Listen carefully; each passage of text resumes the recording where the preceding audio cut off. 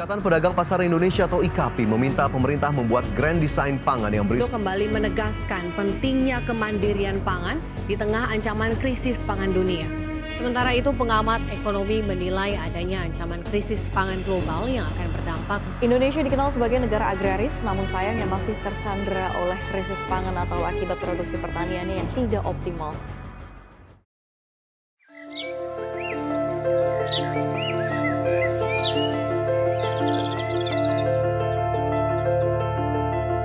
Indonesia adalah negeri yang dianugerahi keindahan alam dan lahan pertanian yang luas. Hamparan sawah hijau, ladang subur, dan iklim tropis. Menjadi tanah ini sejak lama mampu memberikan makan jutaan manusia. Namun keindahan itu perlahan berubah. Lahan pertanian menyusut, berganti bangunan dan beton, sementara kebutuhan pangan terus meningkat. Pada perubahan iklim, alih fungsi lahan, dan ketergantungan pada sistem pangan konvensional.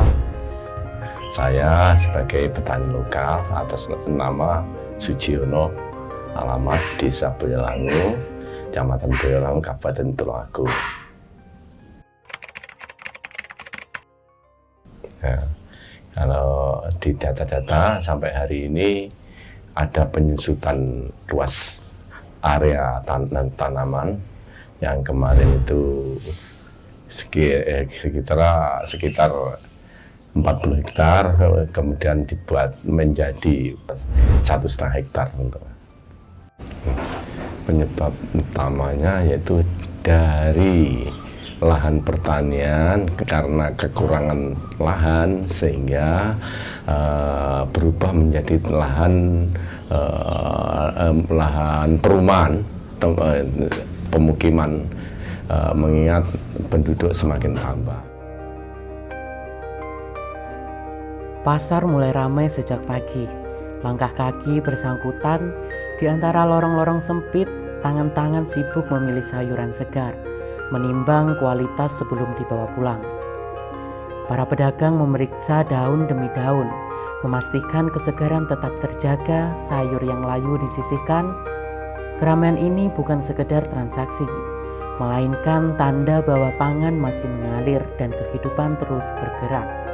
Perkenalkan, saya Bu Suyati, penjual sayur eceran di Pasar Ngemplak, Tulungagung. Menurut saya, penyempitan lahan pertanian sangat berpengaruh kalau lahan semakin sedikit. Jumlah sayur yang ditanam juga berkurang. Akibatnya pasokan ke pasar tidak selalu stabil. Kadang sayur jadi lebih sedikit dan harganya naik. Namun di balik hiruk-pikuk kota, ada ruang yang berbeda di sudut-sudut tersembunyi di sela pemukiman padat. Rejo Farm yang dikelola Bapak Aang Saputra, mereka hadir sebagai kontras dari beton dan aspal di sekelilingnya. Tanpa mesin besar, tanpa lahan luas, kehidupan tetap berlangsung. Hidroponik menjadi cara baru kota bernafas, mengubah ruang sempit menjadi sumber pangan dan menghadirkan harapan di tengah sesaknya kehidupan. Perkenalkan, nama saya Aang sebagai owner Rejo Farm Hidroponik yang terletak di Desa Rejo Agung, Kecamatan Kedungwaru, Kabupaten Tulungagung.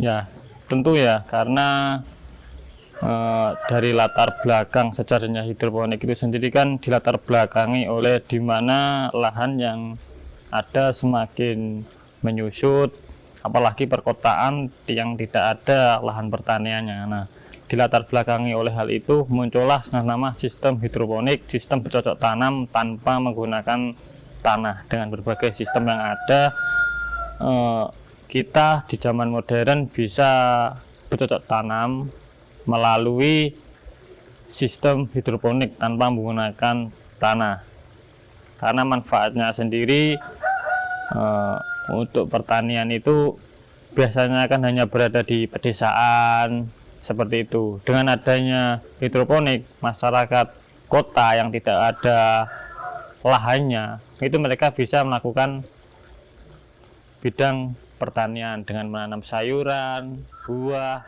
segala macam.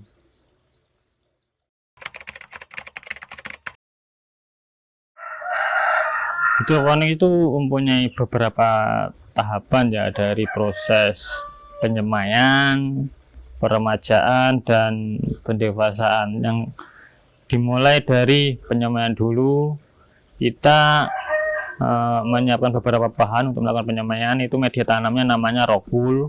Terus kemudian kita siapkan benihnya.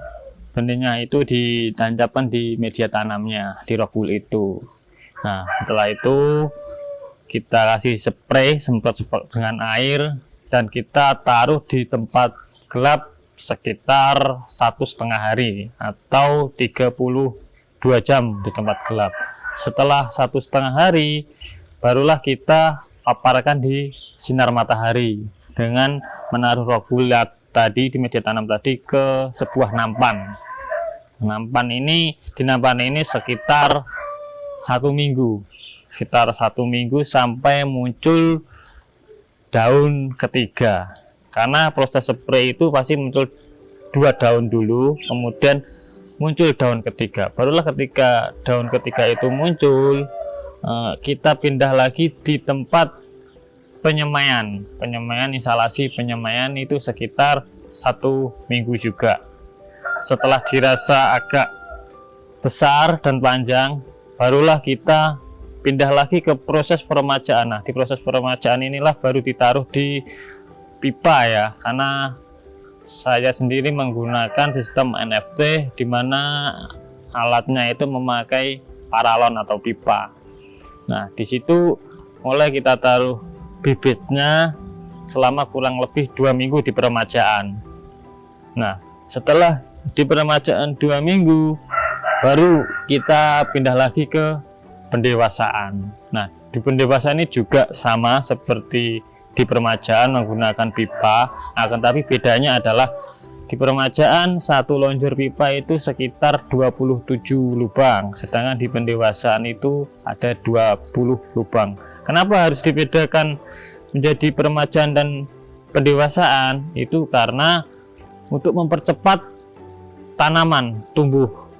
Karena kami di sini di Rejo Farm membutuhkan hasil panen setiap hari. Oleh karena itu kami harus sirkulasinya harus tetap berjalan setiap hari. Untuk mempercepat itu memang harus dibedakan peremajaan dan pendewasaan. Nah, di pendewasaan itu nanti tinggal 2 minggu. 2 minggu baru bisa panen. Jadi kalau di rata-rata dari total pendewasaan, peremajaan, dan penyemaian itu sekitar 6 minggu baru bisa panen. Ya, saya kira masyarakat tidak perlu ragu melakukan pertanian hidroponik, karena di masa mendatang lahan itu semakin sempit dan kebutuhan pangan semakin dibutuhkan.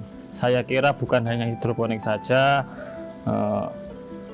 mulai saat ini saran saya kepada masyarakat itu sudah mulai untuk melakukan bercocok tanam maupun beternak di pekarangan rumahnya bila ada tempat. Karena dimulai dari hal kecil, kita bisa memenuhi kebutuhan pangan kita melalui hasil dari pertanian maupun peternakan kita sendiri. Perkenalkan, nama saya Eni Susanti SPM AGR dari Dinas Pertanian Kabupaten Tulungagung. Yang pertama adalah untuk mengatasi krisis pangan dan menghemat pengeluaran ya di saat harga semakin mahal. Kita tahu sendiri harga terutama sayuran itu fluktuatif tapi cenderung ke mahal. Jadi dengan pengadaan hidroponik di rumah itu bisa menekan pengeluaran untuk mencukupi kebutuhan serat pangan. Nah, hidroponik adalah salah satu cara untuk meningkatkan produksi tapi tidak banyak membutuhkan lahan seperti itu. Mari tidak hanya untuk kalangan petani tapi juga untuk kaum muda yang sekarang tren hidroponik harus menjadi lifestyle itu ya, untuk memanfaatkan lahan kosong di rumahnya masing-masing, bisa menambah pendapatan, juga bisa mencukupi serat pangan sendiri secara mandiri dengan memanfaatkan apa yang ada, kemudian juga meminimal biaya, baik biaya untuk perawatan dan juga biaya untuk kalau kita membeli dari luar kan lebih mahal. Jadi kalau dicukupi sendiri itu pasti memang hemat untuk pengeluaran biaya hidup.